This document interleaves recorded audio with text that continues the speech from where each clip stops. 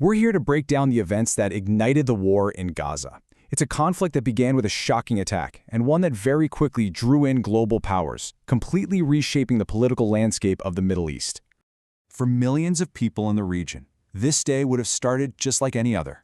But it would end up being a date, well, a date etched into modern history, really, marking the start of a brutal and new chapter. You know, in those quiet moments just before dawn, what Israeli intelligence believed was a totally secure border was about to be shattered. The very first signs of a meticulously planned and just devastatingly effective operation were beginning to unfold. Suddenly, sirens are blaring all across southern Israel. You've got thousands of rockets arcing through the sky, forcing civilians to just race for shelter. This was the opening salvo of one of the deadliest attacks in the nation's entire history. Okay, so let's really dive into this. What happened on October 7th was a highly coordinated assault launched by Hamas, the militant group that runs the Gaza Strip. And this wasn't just some rocket attack. No, this was a complex, multi-pronged invasion. We're talking drones, speedboats, and ground fighters who breached the border from Gaza by land, by air, and by sea. I mean, the timeline here just shows how incredibly fast the situation escalated.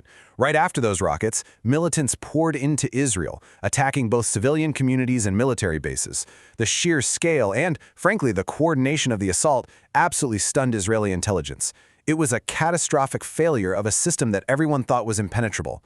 By the end of the day, the response was unequivocal. Israel was a war. And just like that, the entire world was watching.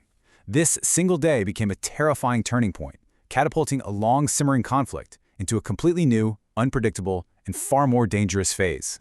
So with the country just reeling from the attack, the focus immediately shifted to Israel's response. That declaration of war, it wasn't just a statement. It was really the prelude to a massive military operation. The language coming from Israel's leadership was immediate and it was uncompromising. Prime Minister Benjamin Netanyahu's vow of overwhelming force, well, it signaled a really clear intention. This response was going to be unlike anything before it. Airstrikes on Gaza began almost immediately. So the Israeli Defense Forces, the IDF, they rolled out this multi-stage plan.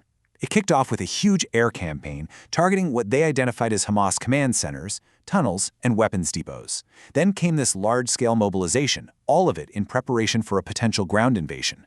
And the stated objective? To dismantle Hamas's military capabilities entirely. Now, just to put the scale of this into perspective, we're talking about over 300,000 reserve soldiers being called into action. That is a staggering number. It really underscores the gravity of the situation and the sheer size of the military operation being planned. And of course, the theater for this war is Gaza, one of the most densely populated places on the entire planet.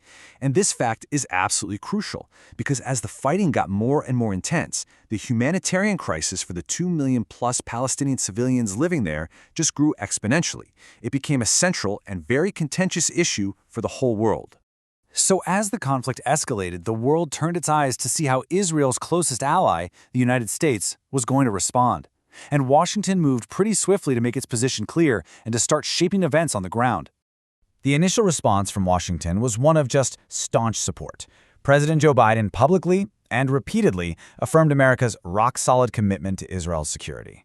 That really set the tone for all the U.S. actions that would follow. But American involvement went way beyond words. Militarily, the U.S. sent aircraft carriers to the eastern Mediterranean. That's a powerful message of deterrence, aimed right at regional actors like Iran and its proxy, Hezbollah, in Lebanon. And diplomatically, Washington was engaged in some really high-stakes negotiations on multiple fronts, from trying to secure humanitarian aid corridors into Gaza to working on the incredibly sensitive issue of hostage releases. So, the crucial point here is this. The United States was walking a diplomatic tightrope. I mean, the challenge was to provide really robust support for its ally, while at the very same time trying to contain the conflict to prevent it from spiraling into a devastating, region-wide war. But despite all those efforts at containment, the shock waves from the war in Gaza spread quickly, far beyond its borders, and it created a crisis with truly global consequences. You see, the conflict almost immediately started to ignite other regional flashpoints.